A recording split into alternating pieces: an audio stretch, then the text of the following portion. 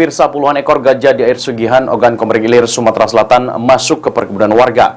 Meski sudah digiring kembali ke habitatnya, namun sejumlah upaya akan dilakukan menyusul peristiwa serupa sering terjadi saat masa panen.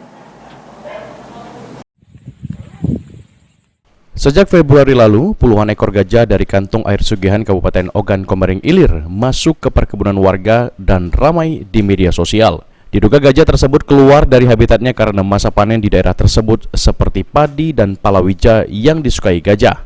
Menurut BKSDA Sumatera Selatan, lahan perkebunan tersebut sebenarnya dulu merupakan wilayah habitat gajah. Karena hewan ini bergerak berdasarkan lokasi atau lintasan yang pernah ditempati dan kini unsur pengelolaannya sudah diubah. Agar tidak kembali terjadi, BKSDA mengajak masyarakat serta Pemda dan pengolah wilayah konsesi melakukan sejumlah hal meliputi memperkuat pakan gajah di habitatnya, membatasi koridor gajah dengan perkebunan dan pemukiman warga diikuti setiap batasannya, ditanami tanaman yang tidak disukai gajah seperti lemon, serai, dan madu, serta pendirian posko reaksi cepat dan desa mandiri publik yang ramah terhadap ekosistem. Upaya itu ditargetkan terrealisasi pada tahun ini. Caranya sudah kami pasang GPS sekolah, jadi kami bisa memantau dari rekaman satelit melalui GPS sekolah.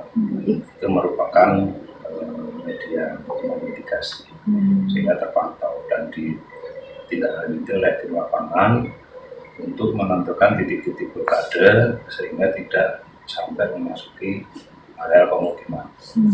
Kalau terkait bahwa banyak kebun masyarakat yang terganggu dengan keberadaan gajah memang benar, tapi yang dimaksud dengan kebun masyarakat itu sebagian besar masih di dalam wilayah konsesi perusahaan.